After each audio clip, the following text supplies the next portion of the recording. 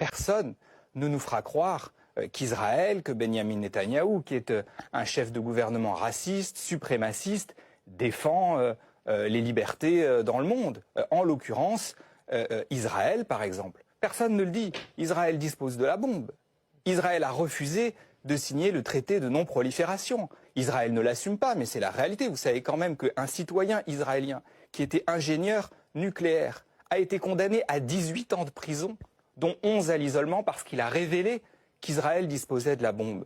Donc finalement, vous mettez Benjamin Netanyahou et les mollahs iraniens sur le même plan. Mais d'ailleurs, idéologiquement, un certain nombre de ministres du gouvernement de Benyamin Netanyahou sont des ultra-orthodoxes qui ne réservent pas un meilleur sort aux femmes que les mollahs iraniens. Ce sont ces idéologies-là qui sont dangereuses et qu'il faut combattre. En tout cas, il ne faut pas avoir la moindre mansuétude à l'égard du gouvernement israélien qui commet un génocide à Gaza et que nous avons laissé bénéficier d'une forme d'impunité depuis maintenant 20 mois. Il est temps que ça s'arrête. Bravo, bravo. Bon, lui, il sera plus invité sur les plateaux. Vous pouvez en être sûr. Bientôt, il fera plus un seul plateau.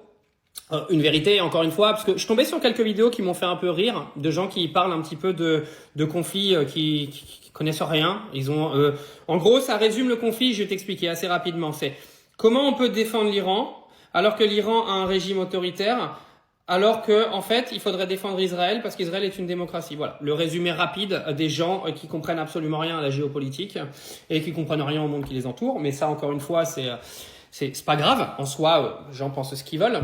En fait, l'idée aujourd'hui, c'est que vous n'avez pas compris. C'est pas de défendre l'Iran par rapport à Israël. C'est d'arrêter Israël de croire qu'il peut faire ce qu'il veut et d'arrêter de faire croire aux gens que Benjamin Netanyahou et son pays sont aujourd'hui déjà premièrement la seule démocratie du Moyen-Orient, parce que c'est absolument faux, parce que Benjamin Netanyahou n'est absolument pas ce qu'on peut appeler de démocratie. Faut arrêter les conneries. C'est un ultranationaliste d'extrême droite qui est complètement dégénéré et qui frappe les protestants de son pays. Mais ça, en France, on vous le montre pas. Les gens qui sont contre lui, il y en a un paquet et ils se font tous défoncer par la police. Donc arrêtez de venir me parler de démocratie quand dans un pays on défonce les gens qui n'aiment pas leurs gouvernants.